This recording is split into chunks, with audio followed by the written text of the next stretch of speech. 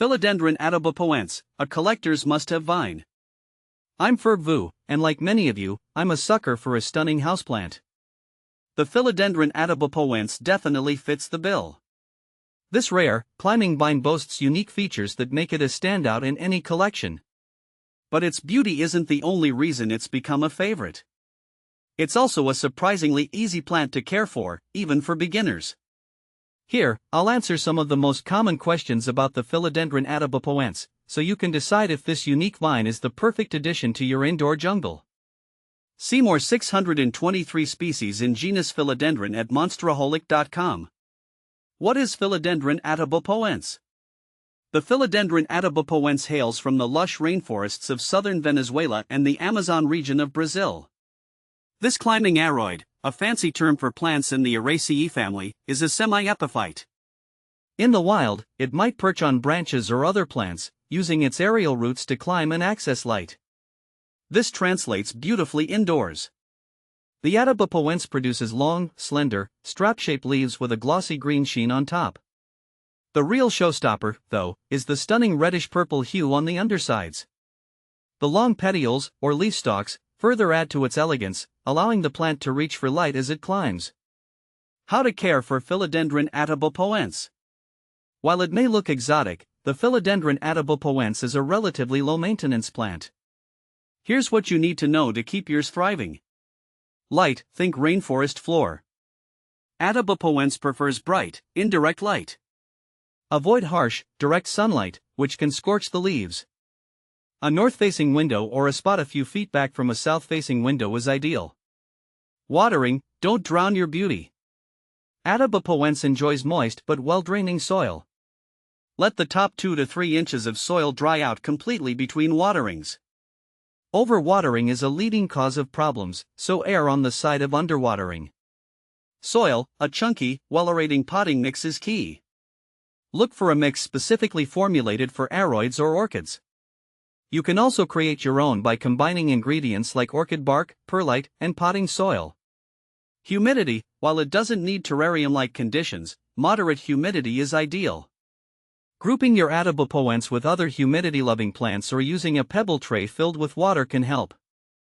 Fertilizer, during the growing season, spring and summer, a balanced, diluted liquid fertilizer applied monthly will keep your plant happy. Support, as a climber, the Atabapoense appreciates a moss pole or another support structure. This allows it to grow vertically and show off its cascading foliage. How to propagate Philodendron Atabapoense? Sharing the love? Propagating your Atabapoense is a breeze. The most common method is stem cuttings. Choose a healthy stem with at least 2 nodes, the bumps where leaves and aerial roots emerge. Make a clean cut just below a node. Remove the lower leaves, leaving a few nodes exposed. Plant the cutting in a pot with a well-aerating potting mix. Keep the soil moist but not soggy. Place the pot in a warm location with bright, indirect light. Be patient. Rooting can take several weeks.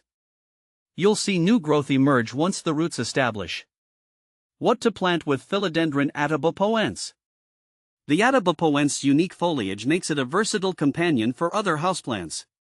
Here are a few ideas.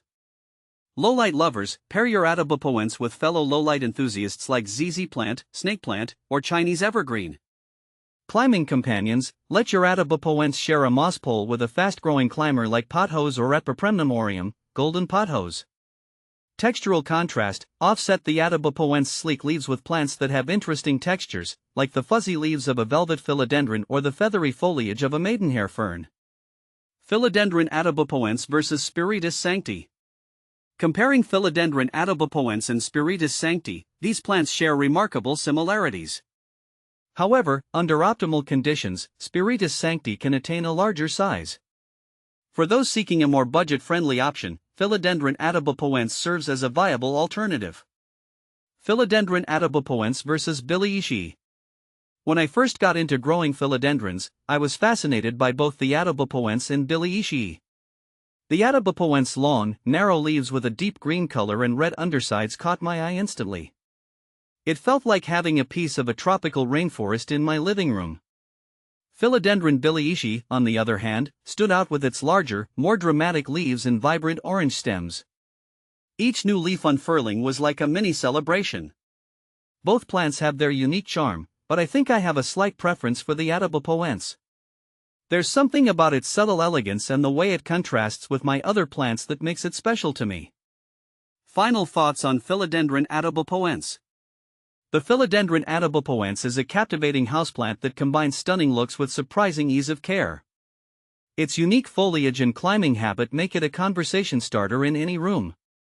So, if you're looking for a beautiful, low-maintenance vine to add to your collection, the Atabapoense might just be your perfect match.